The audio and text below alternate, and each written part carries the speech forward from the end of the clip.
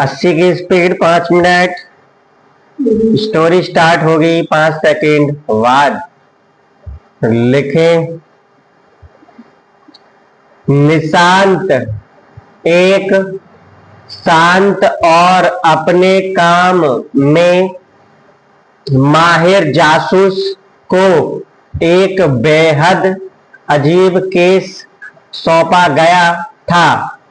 शहर के सबसे अमीर व्यापारी श्रीकांत राव अपने बंद और सुरक्षित कमरे से गायब हो गए थे।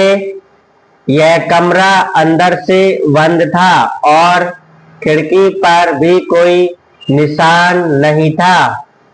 जब निशांत घटना स्थल पर पहुंचा तो उसे कमरा बिल्कुल वैसा ही मिला जैसा होने की उम्मीद थी।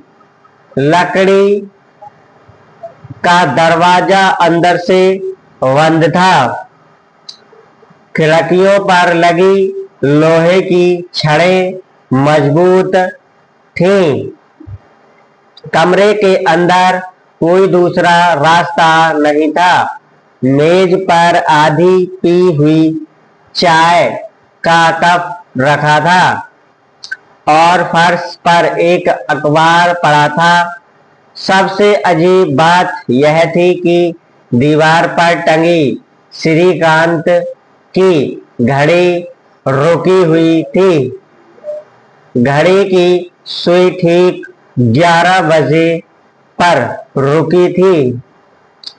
पुलिस इंस्पेक्टर विक्रम ने कहा, यह संभव है, निशांत श्रीकांत हवा में गायब नहीं हो सकते। निशांत ने ध्यान से कमरे का निरीक्षण करना शुरू किया। उन्होंने हर कोने को देखा, फर्नीचर को हटाया और यहाँ तक कि दीवार पर लगे पर्दों को भी जांचा। उसे कुछ भी असामान्य नहीं मिला, सिवाय एक छोटी सी दरार के जो मेज के नीचे फर्श पर थी। यह दरार इतनी पतली थी कि कोई भी आसानी से इसे नजरअंदाज कर सकता था। निशांत ने इंस्पेक्टर से कहा, यह कोई साधारण गायब होने का मामला नहीं है। यह किसी बहुत ही चालाक दिमाग का है। जांच आगे बढ़ी और निशांत ने श्रीकांत के घर के नौकरों से पूछताछ शुरू की। सभी ने एक ही बात कही, श्रीकांत हर रात 10 बजे के बाद अपने कमरे में चले जाते थे और अगली सुबह 7 बजे ही बाहर आते थे। रात 11 बजे के आसपास उन्होंने हमेशा अपने कमरे में हल्का संगीत बजाया, जो एक पुरानी रस्म की तरह था।